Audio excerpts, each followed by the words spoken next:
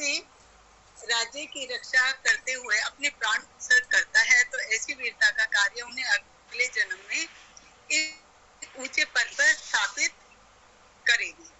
अथवा कृष्ण कहते हैं, यदि वे युद्ध में विजयी होते हैं तो उन्हें अपना राज्य पुनः प्राप्त होगा, ठीक, प्राप्त होगा और वे यहाँ पृथ्वी पर इसका भोग करेंगे। हर हालत में कृष्ण दृढ़ता पूर्वक अर्जुन को अपने कर्तव्य का परित्याग न करने के लिए प्रोत्साहित करते हैं। हे अर्जुन, हे पार्थ, मैंने तुम्हें आत्मा व्यक्तिगत चेतना का ज्ञान प्रदान किया है। अब यह सुनो कि इस पर अमल कैसे करें, जिसके सहारे तुम कर्म के बंधन से मुक्त हो पाओगे। इस धर्म का अमल करने में ना कोई नुकसान है और ना ही इसके प्रतिफल में कोई कमी है। इस धर्म के अंतर्गत थोड़ा सा परिश्रम भी एक जीव को महाभय से बचाता है। हे कुरु वंशज, आध्यात्मिक बुद्धिमत्ता केंद्रित व अनन्य होती है, जबकि प्रापंचिक सुख की कामना करने वालों की बुद्धि बहुत सी शाखाओं में विभाजित होती है।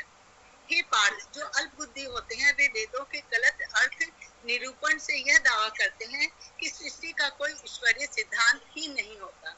अतः वे केवल इन वाक्यों का गुणगान करते हैं जो उनके इंद्रियों को सुखदायक लगे। 62। मंजू दीदी, मेरे पास या तो नेटवर्क का इशू है, मेरे पास आ नहीं पा रहा है। हाँ पढ़ो जब तक। मैं पढ़ लेती हूँ, 62 है, मैं पढ़ ले, कंटिन्यू कर लेती हूँ। हाँ आप पढ़ लीजिए। चूंकि उनके हृदय स्वार्थी मनोकामनाओं से भरे होते हैं और चूंकि स्वर्ग की प्राप्ति उनके जीवन का लक्ष्य होता है, वे ऊंचा जन्म, धन और सत्ता प्रदान करने वाले कर्म कांड के अनेक अनुष्ठानों की संस्तुति करते हैं जो उन्हें भोग व ऐश्वर्य की ओर ले चलते हैं। इस तरह के इरादों को लेकर इंद्रिय तृप्ति और सांसारिक भोग का चिंतन करने वाले ये लोग कभी भी परम सत्य की धारणा के लिए आवश्यक मानसिक संकल्प जुटा नहीं पाते। अनुवृत्ति, मनुष्य जाति में अपने शरीर को त्याग कर पशु या अन्य निम्न जातियों में जन्म पाने के भय को ही उपयुक्त श्लोक में कथित सबसे बड़ा भय महाभय कहा गया है। कुछ लोग समझते हैं कि मनुष्य जाति की एक विशेष प्रकार की चेतना या आत्मा होती है और पशु आदि जातियों की अन्य प्रकार की आत्मा होती है, परंतु वास्तव में मनुष्य जाति और पशु जाति की आत्माओं में कोई अंतर नहीं होता। सभी जीव अपने कर्मों के अनुसार कई निम्न प्रजातियों में देहांतरण कर अंत में मनुष्य जाति को प्राप्त करते हैं। मनुष्य जीवन हमें आत्म साक्षात्कार या आध्यात्मिक विद्या एवं आध्यात्मिक जागृति की साधना करने का अवसर प्रदान करती है। सदैव ऐसा नहीं होता कि आत्म साक्षात्कार ही साधना करने वाले एक ही बार में या एक ही जीवन काल में सफलता प्राप्त कर लें, परंतु श्री कृष्ण हमें आश्वासन देते हैं कि आत्म साक्षात्कार के पद पर थोड़ा सा परिश्रम भी हमें सबसे घोर भय यानी कि निम्न प्रजातियों में जन्म लेने के भय से बचाता है। आत्म साक्षात्कार की परिपूर्णता को योग प्रणाली में समाधि अर्थात हमारी चेतना की पूर्ण रूप से परम सत्य में तन्मयता को कहते हैं। एक भक्ति योग का अनुयायी यदि दृढ़ निश्चय के साथ श्री कृष्ण के उपदेशों का अनुसरण करता है तो उसे ऐसी आत्म साक्षात्कार की अवस्था प्राप्त होती है। ऐसी स्थिति केवल मनुष्य जीवन की प्राप्ति के महान वरदान से ही संभव हो सकती है। 63। वैसे हरे कृष्ण बोल दिया करिए तो पता चल जाता है अगले को कि ठीक है जी। परंतु यदि कोई मनुष्य आत्म साक्षात्कार के अवसर की उपेक्षा करता है तो वह अवश्य पशु जाति या पशुओं से भी निचली प्रजातियों में जन्म का जोखिम उठाता है।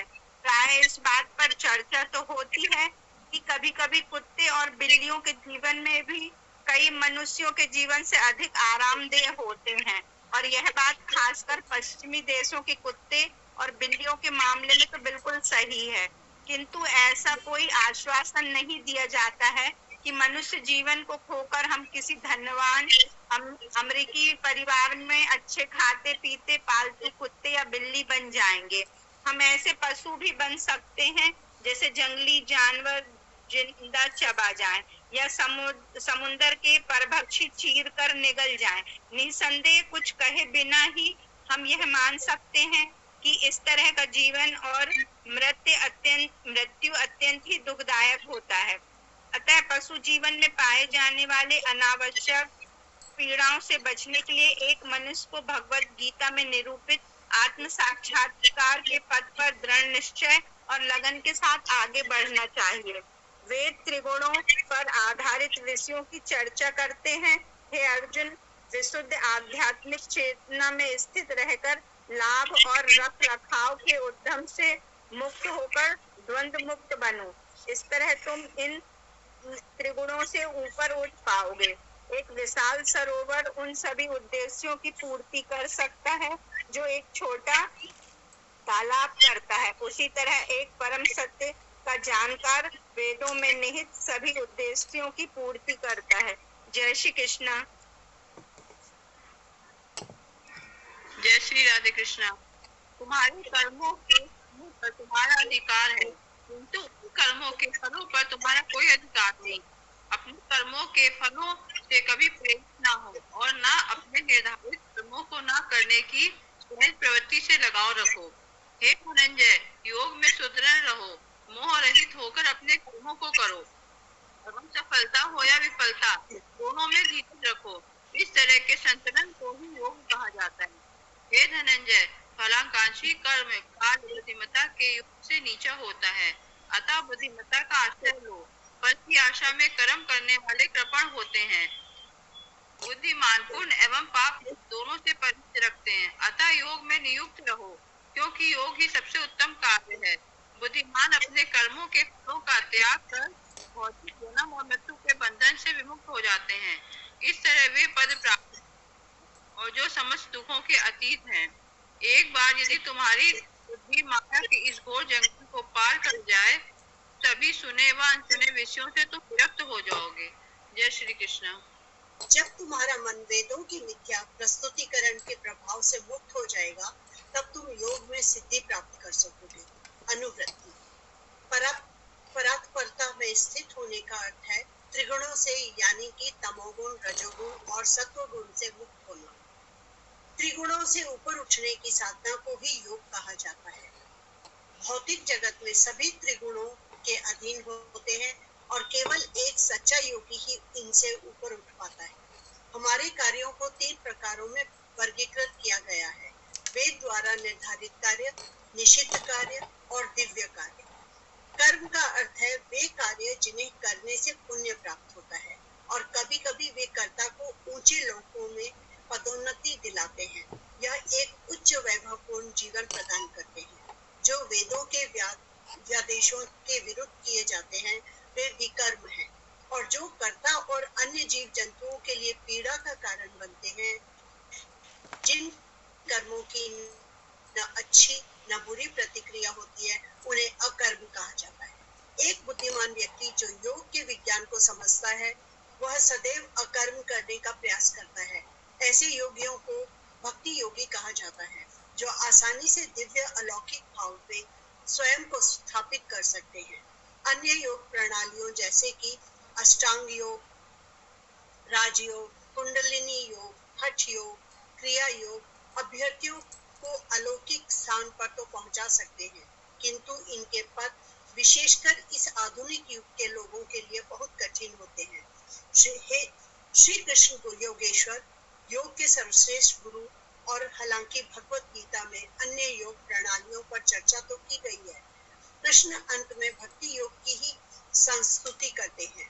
भक्ति योगी सदैव योगेश्वर की कृष्ण की तृप्ति हेतु भक्ति योगी सदैव योगेश्वर श्री कृष्ण की तृप्ति हेतु भक्ति कार्य में लगे रहते हैं। इस तरह एक भक्ति योगी सदैव अपने इंद्रियों को पूरी तरह से अपने नियंत्रण में रखता है। इंद्रियों को संपूर्ण वश में किए बिना कोई भी ध्यान या आध्यात्मिक साधना में ठीक से संलग्न नहीं रह सकता। अतएव एक भक्ति योगी ही सर्वोच्च योगी है, क्योंकि वह सर्वोच्च योग पद्धति में संलग्न है। जय श्री कृष्ण। हाँ, मैं पढ़ रही हूँ रेणु जी का। रेणु जी है नहीं तो मैं पढ़ ले रही हूँ, ठीक है। योग के 8 गूढ़ सिद्धियां हैं, जिन्हें अष्ट सिद्धि कहते हैं। ये सिद्धियां हैं अनिमा सिद्धि, आकार में बहुत छोटा सा जाना जाता है। लघिमा सिद्धि, हवा से भी हल्का बन जाता है। प्रति सिद्धि, कहीं से भी किसी भी वस्तु को झपट लेना, जैसे तोड़ना। महिमा सिद्धि अत्यंत वजनदार हो जाता है। ईश्वर सिद्धि अनोखे वस्तुओं की रचना करना या अपनी इच्छा अनुसार किसी भी वस्तु का नाश करना। वशिष्ठ सिद्धि भौतिक पदार्थों का नियंत्रण करना। प्रकातीय सिद्धि अपनी सभी कामनाओं को पूरी करने की क्षमता। और काम काम वासना सिद्धि मनचाहा रूप धारण करने वाले की क्षमता। योगेश्वर की कृष्ण में भी सभी अष्ट सिद्धियां अपनी संपूर्णता में पाई जाती है। कई बार योगी यह दावा करते हैं कि उन्होंने एक या अधिक सिद्धियां प्राप्त कर ली है। ऐसी बातें प्राचीन समय में अपेक्षाकृत आम हुआ करती थी, परंतु आधुनिक समय में इस तरह का दावा प्राय छलपूर्वक मात्र अनुयायी इकट्ठा करने के लिए रचा एक द्रोण है। योग की लोकप्रियता में बढ़ोतरी के साथ साथ अष्ट सिद्धि का झूठा दावा करना भी एक लाभदायक व्यापार बन गया है। एक योगी का उच्चतम ध्येय अष्ट सिद्धियों की प्राप्ति नहीं, बल्कि भक्ति योग में समाधि की स्थिति प्राप्त करना होता है, क्योंकि ऐसी उपलब्धि उन्हें जीवन और मृत्यु के चक्र से मुक्ति प्रदान करती है। अर्जुन ने कहा कि कृष्ण के सब दिव्य ज्ञान में उत्कृष्टता से स्थित और शुद्ध आध्यात्मिक चेतना में पूर्ण रूप से लीन व्यक्ति के क्या लक्षण होते हैं, उनकी बोली कैसी होती है, उनका बैठना चलना कैसा होता है। जय श्री कृष्णा। रेणु भाभी, आप संगीता दीदी का पढ़ लीजिए। चलो मैं पढ़ लेती हूँ संगीता का भी। नहीं, वो आ गई तो ठीक है ओके। नहीं, अभी तो ज्वाइन किया था उन्होंने। हाँ रेणु जी, आप पढ़ रहे हो और ये संगीता का लगता है वो। हाँ जी, चलो पढ़ लेती हूँ। हाँ पढ़ लीजिए।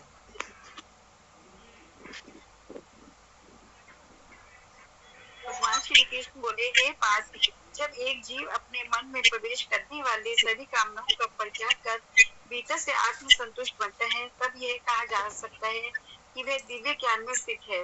वह व्यक्ति जिसका मन दुख में भी शांत रहे, जिसे सुख की अभिलाषा ना हो, जो संसारिक बंधनों से, भय से और क्रोध से मुक्त हो, वह स्थिर बुद्धि का मुनि कहलाता है। जो जगत की सभी वस्तुओं से संगर्व रहे और जो शुभ और अशुभ की प्राप्ति पर हर्षित या क्रोधित न हो, उसकी प्रज्ञा योग में प्रतिष्ठित कहलाती है। जो अपनी इंद्रियों को उसी तरह विषय वस्तुओं से निर्लिप्त कर सके जैसे कि एक कछुआ अपने अंगों को अंदर खींचता है, उस व्यक्ति की प्रज्ञा योग में प्रतिष्ठित कहलाती है। हालांकि एक देहबंद जीव विषय वस्तुओं का त्याग तो कर लेते हैं, फिर भी उनके भोग का स्वाद शेष रह जाता है, परंतु परम सत्य के दर्शन से इस दोष का निवारण भी हो जाता है। फिर भी हे कुंती पुत्र, एक विवेकी व्यक्ति के मन को भी अशांत इंद्रियां बलपूर्वक हर लेती है।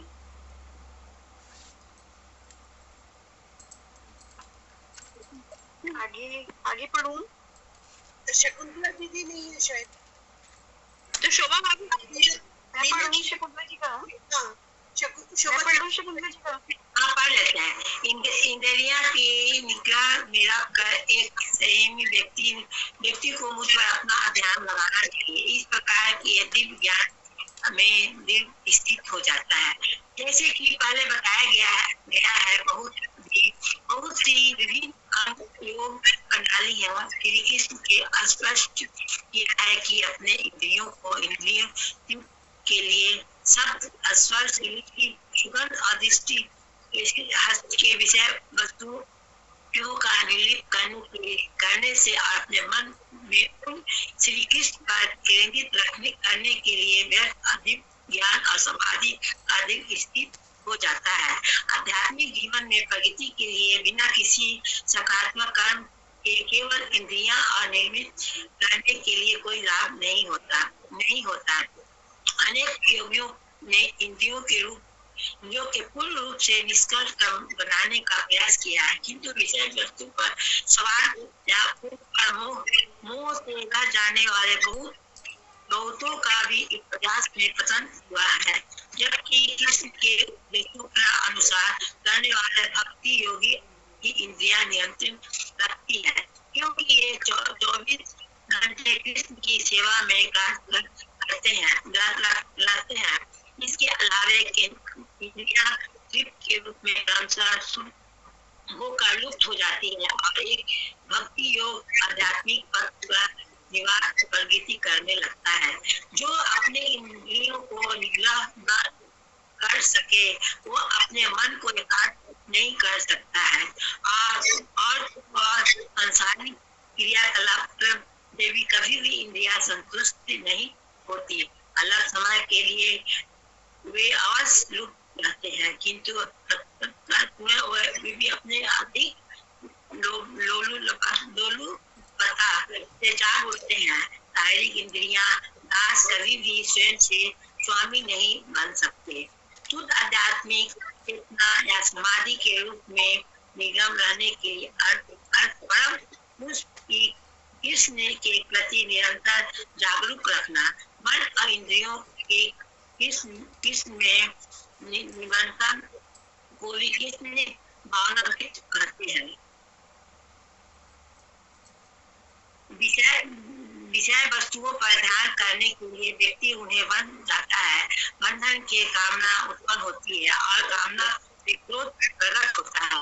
क्रोध के विमुख उत्पन्न होता है, विमुख से स्थिति भ्रम होता है, स्थिति भ्रम से बुद्धि का नाश होता है और बुद्धि की नाश से व्यक्ति का सर्वनाश हो जाता है। परंतु जो व्यक्ति विषय वस्तुओं के मध्य में होते हुए भी अपने मन को इंद्रियों को वश में रख सके और उसकी मोह से मुक्त कर सके, वह एक दिव्य अनुग्रह प्राप्त करता है। दिव्य अनुग्रह की प्राप्ति से सारे दुख दूर हो जाते हैं। जो व्यक्ति प्रसाद मन पा लेता है निसंदेह प्रकट हो जाती है, जिसमें आत्मा स्वयं नहीं होती, वह ज्ञान प्राप्त नहीं कर सकता। बिना ज्ञान के समाधि प्राप्त नहीं होती, बिना समाधि के शांति प्राप्त नहीं होती। और बिना शांति से कैसे कोई प्रसन्न हो सकता है। जिस किसी का इंद्रियां से 10 अस्थिर मन हो जाए, वह इंद्रियां बुद्धि को उसी तरह हर ले जाती है जैसे कि समुद्र में एक प्रचंड वायु एक नाव को बाहर ले जाता है। इसलिए वह पढ़ना क्या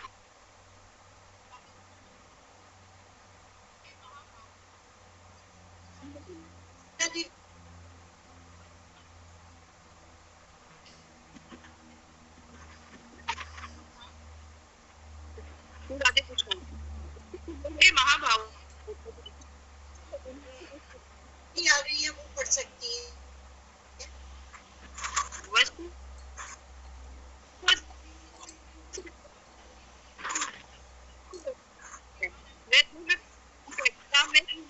को धोखा देकर उन्हें यह सोचने पर आते हैं कि वे स्वयं भगवान है और यह कि वे इंद्रिय वांछित किसी भी वस्तु का भोग कर सकते हैं। परंतु यहाँ पर एक निष्पक्ष चेतावनी दी गई है।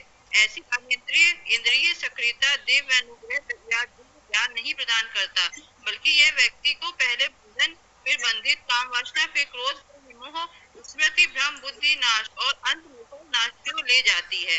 जो अन्य लोगों के लिए रात है वह एक आत्म संयमित संत के लिए दिवस होता है, और जो अन्य लोगों के लिए दिवस है वह अंत दर्शनात्मक संत के लिए रात होती है। ऐसा संत जो काम के निरंतर वेग का सामना करने में अचल रहे और उन्हें तृप्त करने का प्रयास न करे, वह शांति प्राप्त करता है।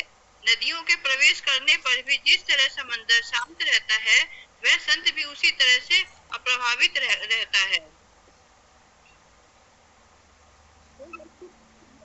कामनाओं का परित्याग करे तो स्वतात्मकता भावना एवं भूत अहंकार से मुक्त रहे, केवल वही शांति प्राप्त कर सकता है।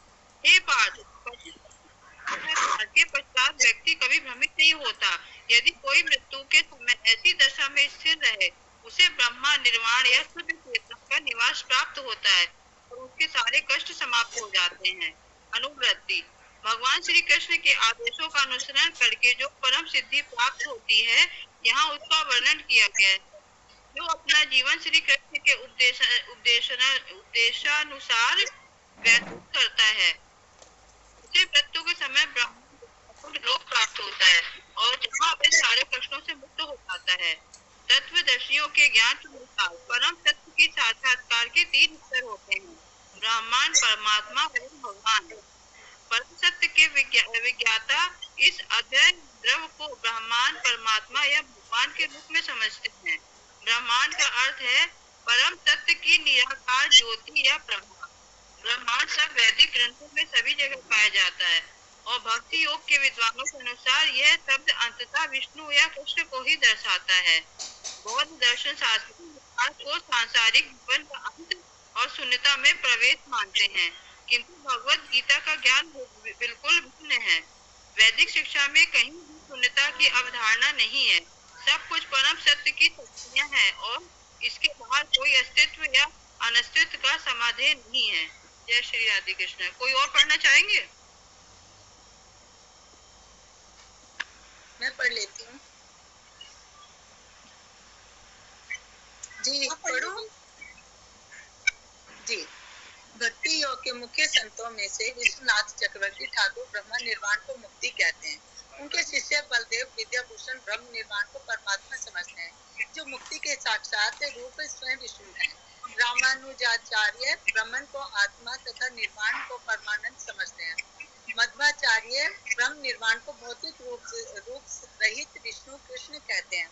किसी भी तरह से कृष्ण भक्ति कभी भी निराकार ब्रह्मन में या शून्यता में मुक्ति को स्वीकार नहीं करते, क्योंकि वे केवल कृष्ण की सेवा चाहते हैं और वैसे भी वे पहले से ही विमुक्त होते हैं। सभी जीवों के हृदय में प्रतिष्ठित परम सत्य की अनुभूति को ही परमात्मा कहते हैं। जगत के पालन करता जो प्रत्येक भौतिक पदार्थ के कण के भीतर व उनके मध्य में स्थित होते हैं, परम सत्य के व्यक्तित्व सहित स्वरूप की अनुभूति को ही भगवान कहते हैं और यही आत्मानुभूति की चरम सीमा मानी जाती है, क्योंकि इस दशा में से हम संपूर्णता में परम सत्य को श्री कृष्ण के साकार रूप में करते हैं जो स्वयं सभी शक्तियों के मूल स्रोत हैं। कृष्ण के निवास को बैकुंठ या गोलोक वृंदावन कहते हैं। इसके अतिरिक्त श्लोक 71 उस मिथ्या अहम को सूचित करता है जो त्रिगुणों से प्रभावित होकर चेतना से जुड़ जाता है। मिथ्या अहम वास्तविक अहम के अस्तित्व को प्रमाणित करता है। वह वास्तविक अहम जो एक जीव की निर्मल प्रज्ञा होती है, स्वयं को केवल एक स्थूल शरीर समझ लेना या स्वयं को इंद्रियों का भोगी मान लेना, इसी मिथ्या अहम का कारण व प्रभाव है। मिथ्या अहम हमें ज्ञानोदय की ओर नहीं बल्कि जन्म और मृत्यु की पुनरावृत्ति सांसारिक चक्र की ओर ले जाता है। मिथ्या अहम अंधकार की परछाई जैसा होता है जो निर्मल ज्ञान को ढक देता है। शुद्ध अहम और शुद्ध ज्ञान अभेद है। स्वयं को परम सत्य का अव्यवभूत अंश और कृष्ण का सत्य सेवक जान लेना ही वास्तविक अहम कहलाता है। ओम तत्सत। आगे हरे कृष्ण। ओम तत्सत। अतः व्यास विरचित पढ़िए पूरा। ओम तत्सत। अतः व्यास विरचित शत सहस्त्र श्लोकों की श्री महाभारत ग्रंथ के विश्व पर्व में पाए जाने वाले आध्यात्मिक ज्ञान का योग शास्त्र श्रीमद् भगवत गीतोपनिषद में श्री कृष्ण और अर्जुन के संवाद से लिए गए सांख्य योग नामक द्वितीय अध्याय की यहाँ पर समाप्ति होगी। जय श्री कृष्ण। योगेशं सच्चिदानन्दं वासुदेवं व्रजप्रियं धर्म संस्थापकं वीरं कृष्णं वन्दे जगद्गुरु। श्री कृष्ण वन्दे जगद्गुरु। बहुत सुंदर। आज हम लोगों का सेकंड अध्याय हो गया, सांख्य योग। जय श्री कृष्ण। वैसे जब दीदी आप प्रतिभा दीदी, जब भी आप एनीवन डालती है ना, तो हम लोगों में से जिसको पढ़ना है वो वहाँ थंब दे दिया करिए, तो हमको पता चल जाएगा आपस में कि कौन पढ़ना चाह रहा है ना।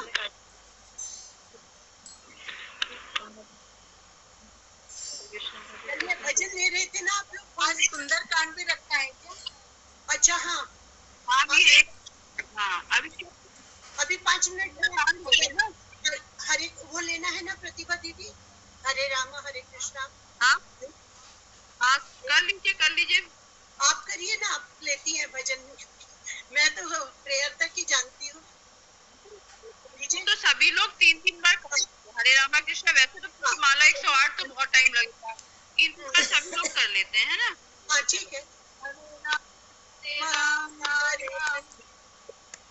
हरे कृष्णा कृष्णा कृष्णा हरे हरे राम राम राम हरे हरे कृष्णा कृष्णा कृष्णा हरे हरे राम राम राम हरे हरे हरे कृष्णा कृष्णा कृष्णा हरे हरे।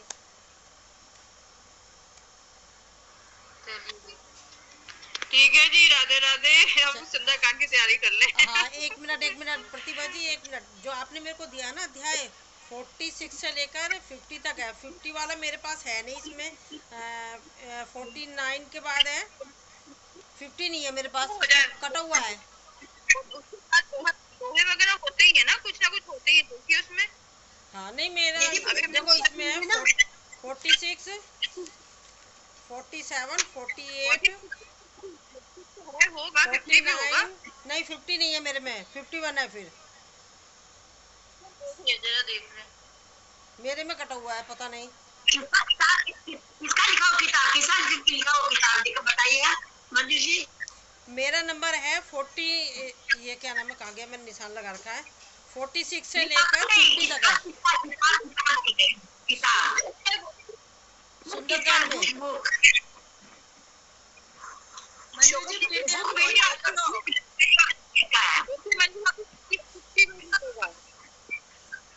शोभा दीदी, आप कहीं 2 डिवाइस से तो नहीं जुड़ी है कि इसलिए आवाज नहीं पता क्यों जुड़ रही है, ये सब लोग एक साथ, जो सबके माइक खुले हुए इसलिए हो रहा है। नहीं उससे नहीं होता है। लिखा हो किताब, किसका लिखा हुआ है बताइएगा।